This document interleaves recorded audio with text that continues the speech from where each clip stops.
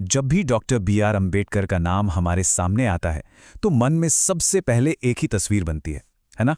जी हाँ, भारतीय संविधान के जनक। ये वो पहचान है जो हम सब जानते हैं। लेकिन ये पहचान इतनी बड़ी है कि इसने उनके जीवन के कई और जरूरी और शायद कहीं ज्यादा क्रांतिकारी पहलुओं को अक्सर ढक दिया है। मतलब उनकी सबसे बड़ी चिंता, उनकी सबसे बड़ी उपलब्धि से भी कहीं ज्यादा गहरी थी। एक ऐसी प्रॉब्लम जिससे अगर हल नहीं किया गया तो सारी मेहनत पर पानी फिर जाता। उनके लिए भारत की जो सबसे बड़ी और बुनियादी चुनौती थी वो एक शब्द में सिमट जाती थी, जाति। ये सिर्फ एक सामाजिक बुराई नहीं थी, नहीं, ये पूरे देश की आत्मा के लिए खतरा था।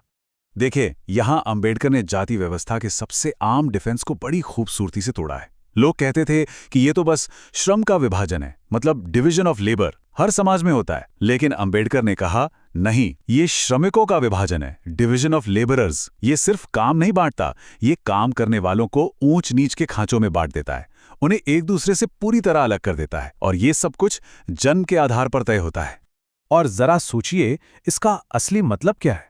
अंबेडकर के मुताबिक जाति एक सच्चे समाज की कल्पना को ही नामुमकिन बना देती है। अगर हर समूह सिर्फ अपने बारे में सोचेगा तो फिर एक देश की, एक राष्ट्र की साझा चेतना वो पैदा कैसे होगी? और इसके जो नतीजे थे वो बहुत ही खतरनाक थे, जो सीधे देश के दिल पर चोट करते थे। इसने एक सच्ची नेशनल आइडेंटिटी को बनने से रोका, अलग अलग ग्रुप्स के बीच दुश्मनी पैदा की और लोगों को उनकी काबिलियत को देखे बिना जन्म से ही एक पेशे में कैद कर दिया। ये एक ऐसा सिस्टम था जो इंसान और देश दोनों की तरक्की के रास्ते में खड़ा था। लेकिन अंबेडकर सिर्फ समस्या बताने वालों में से नहीं थे, वो एक ठोस समाधान भी दे रहे थे। और ये समाधान उस जगह से आया जहां से कई लोग उम्मीद भी नहीं करते, इकोनॉमिक्स यानी अर्थशास्त्र से। ये जानना अपने आप में कमाल का है कि संविधान निर्माता बनने से बहुत पहले अंबेडकर एक बेहतरीन आला दर्जे के इकोनॉमिस्ट थे। यहां तक कि नोबेल पुरस्कार विजेता अमर्त्य सेन ने उन्हें अर्थशास्त्र में अपना पिता कहा। बस इसी बात से उनके काम के महत्व का अंदाजा लगाया जा सकता है। उन्होंने लंदन स्कूल ऑफ इकोनॉमिक्स और कोलंबिया यूनिवर्सिटी जैसे दुनिया के बेहतरीन संस्थानों में पढ़ाई की थी। उनकी किताबें जैसे the problem of the rupee आज भी उतनी ही रेलेवेंट हैं। और ये बात तो और भी दिलचस्प है कि उन्होंने प्रच्छन्न बेरोजगारी, जिसे डिस्गाइज्ड अनएम्प्लॉयमेंट कहते हैं, उसका आइडिया आर्थर लुइस के नोबेल पुरस्कार विजेता मॉडल से लगभग 3 दशक पहले ही दे दिया था। तो उनका आर्थिक समाधान क्या था? ये एक तरह से चौतरफा हमला था। पहला, खेती पर से बोझ हटाने के लिए तेजी से इंडस्ट्रियलाइजेशन करो। दूसरा, गांव में जाति की पकड़ को कमजोर करने के लिए शहरीकरण, मतलब लोगों को शहरों में लाओ। और सबसे अहम, स्टेट सोशलिज्म और जमीन का राष्ट्रीयकरण, ताकि आर्थिक ताकत कुछ ही हाथों में सिमटकर न रह जाए और जाति की आर्थिक जड़ों पर सीधा प्रहार हो सके। लेकिन देखिए, आर्थिक सुधार तो पहेली का सिर्फ एक हिस्सा था। अंबेडकर का मानना था कि बीमारी की जड़ें बहुत बहुत गहरी थी और इसके लिए एक और भी ज्यादा रैडिकल, एक कट्टरपंथी इलाज की जरूरत थी।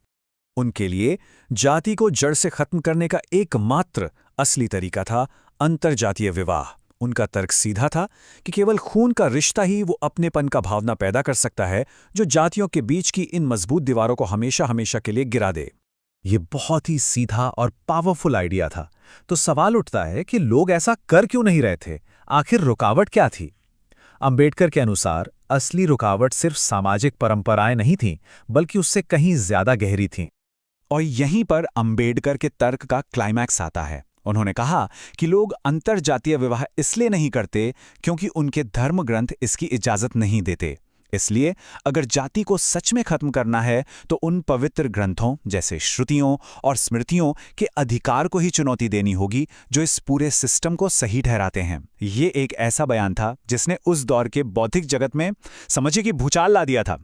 और जाहिर है, इन विचारों ने उन्हें अपने समय के एक और महापुरुष महात्मा गांधी के साथ सीधे सीधे वैचारिक टकराव में खड़ा कर दिया। उनकी बहस कई अहम मुद्दों पर हुई। पहला, धर्म ग्रंथों पर। गांधी जी का मानना था कि सच्चे शास्त्र जाति का समर्थन नहीं करते। वहीं अंबेडकर का तर्क था कि आम इंसान तो वही मानेगा जो उसे सिखाया जाएगा, और संतों ने कभी जाति की जड़ों पर हमला किया ही नहीं। दूसरा मुद्दा, वर्ण और जाति का। गांधी जी ने वर्ण को बिना ऊंच नीच वाली एक आदर्श व्यवस्था बताया। अंबेडकर ने कहा कि ये सब कहने की बातें हैं, वर्ण जाति का ही दूसरा अव्यावहारिक नाम है जो लोगों को अवसरों से दूर रखता है। और आखिर में सुधार का रास्ता क्या हो? गांधी जी ने व्यक्तिगत सुधार और दिल बदलने पर जोर दिया, जबकि अंबेडकर का साफ कहना था कि एक मौलिक रूप से गलत सिस्टम को सिर्फ लोगों की व्यक्तिगत अच्छाई से नहीं बदला जा सकता। तो ये सारी बातें हमें कहाँ लेकर आती हैं? ये हमें एक ऐसे इंसान की कहानी पर लाती हैं जो एक तरफ देश का संविधान लिख रहा था और दूसरी तरफ उन्हीं सामाजिक ढांचों की नींव पर सवाल उठा रहा था जिन्हें वो संविधान बदलना चाहता था। और यही सबसे जरूरी बात है जिसे हमें समझना होगा। अंबेडकर के लिए संविधान का मतलब सिर्फ वोट देने का अधिकार नहीं था। इसका असली लक्ष्य था एक ऐसे समाज का निर्माण करना जो सामाजिक और आर्थिक रूप से भी लोकतांत्रिक हो, एक ऐसा भारत जहां किसी का भविष्य उसके जन्म से तय न हो। और यही बात हमें उनकी सबसे प्रसिद्ध और गंभीर चेतावनी तक ले आती है। ये चेतावनी उन्होंने संविधान सभा में अपने आखिरी भाषण में दी थी। उन्होंने भविष्यवाणी की कि भारत एक विरोधाभासों से भरी जिंदगी जीने जा रहा है। एक तरफ राजनीति में बराबरी, एक व्यक्ति एक वोट, और दूसरी तरफ समाज और अर्थव्यवस्था में गहरी भयंकर असमानता। और उन्होंने अपनी बात एक ऐसे सवाल के साथ खत्म की जो आज भी उतना ही जरूरी है जितना तब था, कि अगर सामाजिक और आर्थिक असमानता की खाई बहुत ज्यादा बढ़ जाए तो क्या राजनीतिक लोकतंत्र यानी पॉलिटिकल डेमोक्रेसी जिंदा रह सकती है? ये एक ऐसा सवाल है जिससे भारत आज भी जूझ रहा है, और यही आम्बेडकर की कभी ना खत्म होने वाली विरासत का सबसे बड़ा सबूत है।